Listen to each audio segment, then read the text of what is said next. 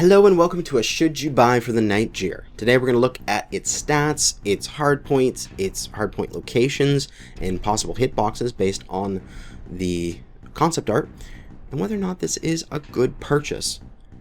Rolling down here we have the packages. We have the standard pack for $20, we have the Prime A and B, and the collector's pack for $40, which has the Prime A and B as well, plus Prime Special, which gives you a 30% C-Bill boost when using. Important to note that these are Omni mechs, so you can switch around Omni pods onto your Prime in order to get the C-Bill boost, even while not actually using that mech's Omni pods. So you make any of these builds onto the Prime and then just get a boost. Mech base, premium time, all that jazz, and then hero and reinforcements, the Jade Kite hero, and then the Charlie and the Delta reinforcements. So we're looking at these ones and seeing, are they pay to optimize or are they pay to win for the additional package beyond the standard pack?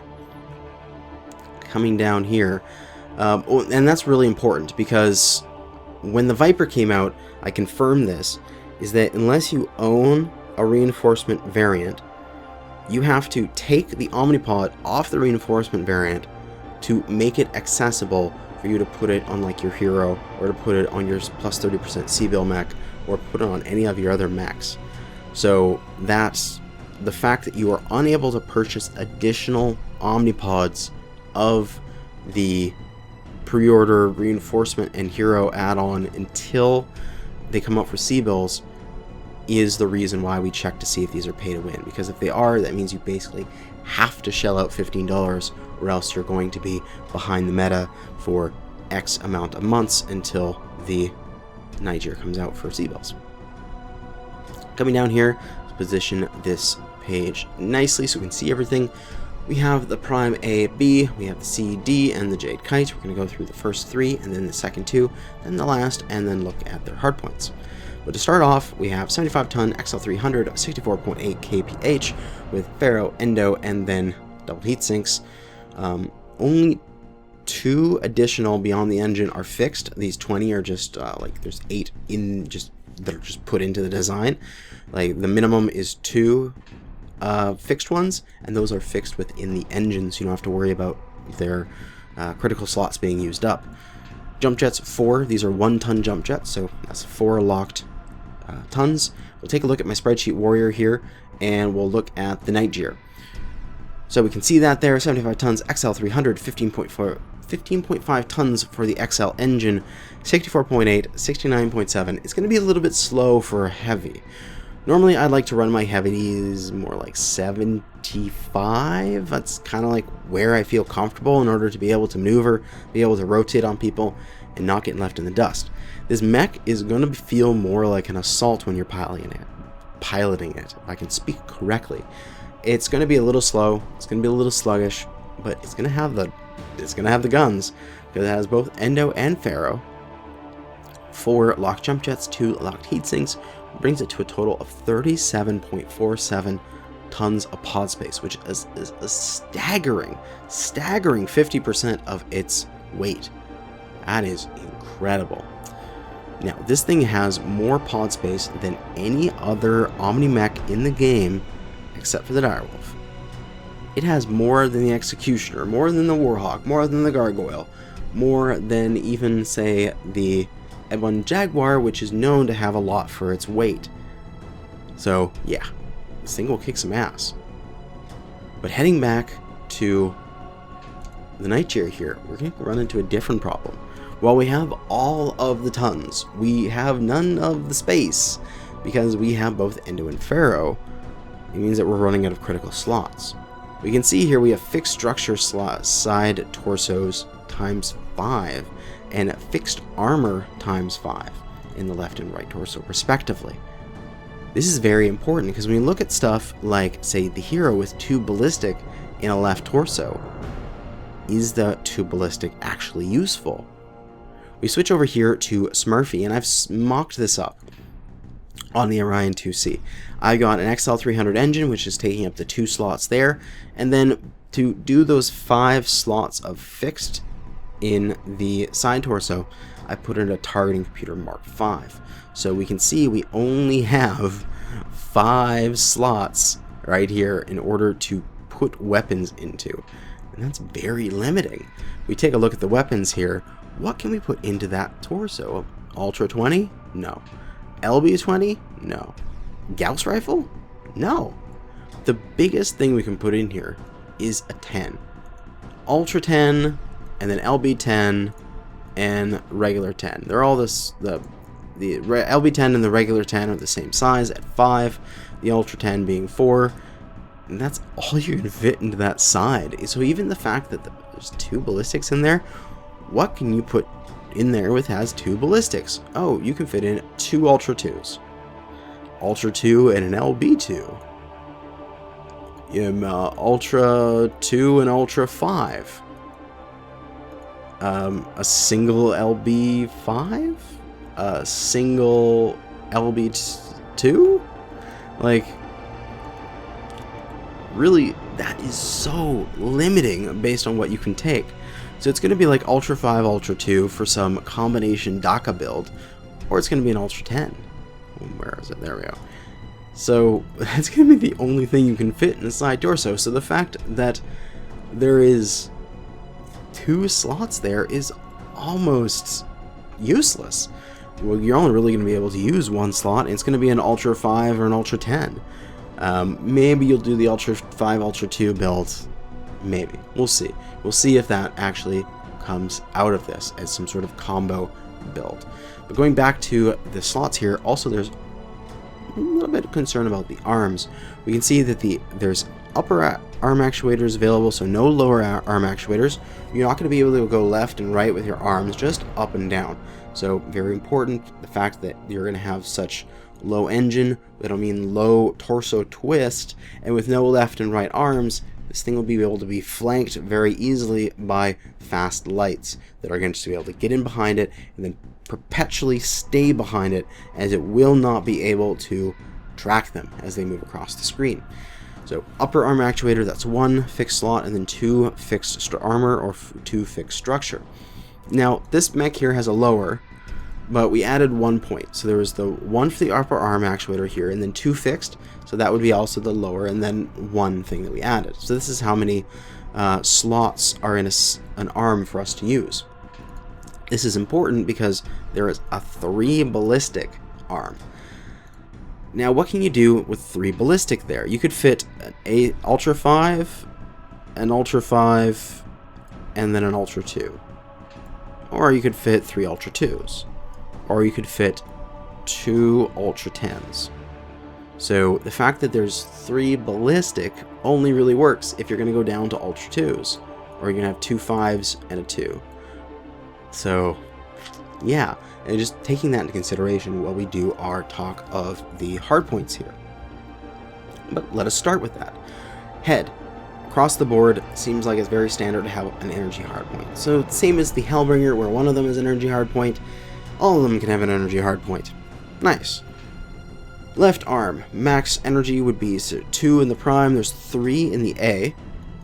Then you could go, say, a left prime, right prime, and that's the max energy you can do with the standard package. So 1, 4, 5, 6 energy hardpoints, and then the right arm has to be a ballistic in the standard package. Now the thing is, you're actually going to have to take that ballistic because you're so low on critical slots that you're not going to have the heat sinks in order to do energy weapon builds exclusively. So you're going to have to take a Gauss rifle in your arm, or a pair of Ultra 10s in the arm, something along those lines, and then lasers in the rest of it as backups. So that's going to be really good. The mech, in the standard package, you're going to be able to do some really good laser ballistic combo builds, maybe even some pure ballistic. You could do 4 5s or something like that. I'm not sure exactly how it would use up all of the weight with the Bravo, as you've got ballistics across the board, or maybe 2 5s, 2 10s. Something along like what the Kodiak does, the Kodiak 3 now that they've done the heat scale penalties for the Ultra 10s. Maybe you do 2 10s, 2 5s, and you shoot those. That could be fairly good. So the standard package, excellent lasers and ballistics, or just ballistics. It's not going to be that good as just lasers. Also, not really good at missiles at all. We got one in each torso for the alpha, but also because of slot problems, while this wouldn't be a problem for just the one hardpoint, since LRM 20 takes that entire space, this will become more prevalent in one of the reinforcement packages. Okay, on to the reinforcements. What does this do to change or optimize or pay to win for the standard packages? Well, we get energy in the left and the right side. We get 2 energy in the right arm. This is important in case you wanted to make a right side energy, left side ballistic, or something along those lines. If you want to make a right side based build, you need the Charlie. Although that's not OP, that's not pay to win, that's pay to optimize. So if you wanted to get that, oh, I want to have energy on my right side, or have another energy in my arm, there you go. You have to take the Charlie and pay an additional $15. Now, it's nothing really in the Charlie here will make like builds OP as hell, because again, like we said, the ballistic is limited in terms of its space, but you will be able to do 2 Ultra 10s in that arm, which is big, because you can make 2 Ultra 10s in the left arm, and then you could go energy head, energy left torso, energy right torso, energy 2 in the right arm, and then do a left side ballistic, right side energy, instead of doing a right side ballistic, left side energy, but probably even more optimized, because you can fit the 2 ballistics in your single arm and say go 2 Ultra 10s instead of having only, say, a ballistic in the right arm and only having the ability to go with a Gauss rifle or an Ultra 20 or something along those lines. So you can do 2 smaller ballistics and not 1 large ballistic with the Charlie. Gives you that little bit more flexibility. Now you can definitely make a build out of the standard packages which could beat a Charlie. So it's not pay to win, it's pay to optimize. The Delta, big thing for it, center torso hardpoint with the 1 energy. So that basically makes it so anything you build on the Delta, you can have +1 energy hardpoint. You can have the exact same thing on any of the other mechs, except if you do it on the Delta, you get another energy. This is similar to there's the Warhawk that has a center torso energy, there's the Timberwolf that has a center torso energy, there's the Ice Fair that has a center torso energy. It's a little bit more optimization. You can play with the build. If you want to make it a little bit higher alpha strike, you would probably want to have that in there for an additional ER medium laser, or maybe a medium pulse, because you have the tonnage when you don't have the slot, so why not just take a medium pulse? It's just that little bit of optimization. It's not going to be crazy though, just that tiny bit, which is annoying. If they had said that, say, the Prime, oh god, this would have been perfect. If the Prime had a CT energy but didn't use it, perfect. Just to have that as in another one that wasn't in a reinforcement pack, that would have made me very happy. But unfortunately, no. It's in a reinforcement pack, so it's a little bit pay to win, a little bit pay to optimize, more pay to optimize than pay to win. Missiles. This is one actually has the first real set of missiles in terms of everything. We only had up to 2 missiles before. This one gives us up to 4 missiles. Yeah, it's not going to be very good, not very useful, but you can. They're spread out across the entire torso, like, and arms. So if these were 2 in each torso, and then like blank arms, wow, that would be great, because then you could do 4 CERM 6 and ballistic and energy. Wow, that would be amazing. But they're so spread out. If you're going to take missiles, you're going to do 4 CERM 6 in there. Yeah, you're not really doing much use, because you could do the exact same thing on a Stormcrow even better. Because you actually need like mobility to use CERMs properly, and 64.8 kph is not going to get you there. LRMs, sure, this thing can do LRMs. Although I'm not really that excited about LRM builds. They're not truly competitive in some aspects unless you have good support and good teammates. So in Pug Q, it won't be that useful. So Delta, only really bad thing about it is that CT energy hardpoint, which I wish they had put on a prime or something like along those lines, and then I would have been happy as a clam. Last one, Jade Kite. We have 2 ballistic in the right arm, 2 ballistic in the left torso. Again, remember the hardpoint limitations, not hardpoint, the critical slot limitations that are in these side torsos and arms. 2 missiles in the right torso, so if you have the reinforcements and the hero, you can get up to 5 missile. Woo! Again, not enough to care about it, but if you wanted to, say, do 5 Lerm 10s or something like that, go right ahead. 2 energy in the arm, which is the exact same as the Charlie, but again, it is better than all of these here. And yeah, the build here allows you to do more ballistic than before, because you have the 2 ballistic, which again, only really 2 are usable unless you want to go AC2, as we discussed when we talked about the 3 ballistic. So 3 ballistic and 2 ballistic are basically the same. 2 ballistic in the side torso will be useful if you want to go with AC2s, but again, most likely it'll just be an AC10 or an AC5. We can do a little bit of optimization with this. Instead of saying say if you went the standard package, you want to go 3 ballistic, some energy, you could go energy in the head, 3 energy in the left arm, and then ballistic left torso, ballistic right torso, ballistic right arm, and say do 3 ultra 5s or 2 ultra 10s and a 5, and then like some large pulse in the arm, and then a medium laser in the head or something along those lines.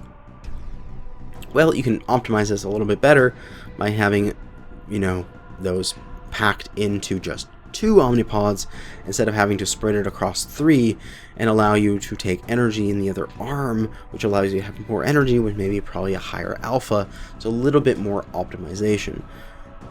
While it's not like it makes it so that that is going to be the only mech that will be viable because of these reasons, it's going to be a little bit more optimized and a little bit stronger because of it. So, some concerns. If I was to fix this, I'd do a center torso energy on the prime, which would be super good, because then people would get the center torso energy prime on their RC build mech, and then everybody would be happy, and then I'd say like bye bye bye bye bye. But it's so annoying that none of these have an energy. Maybe switch, or even just like switch the, I don't know, switch 2 of these mechs around.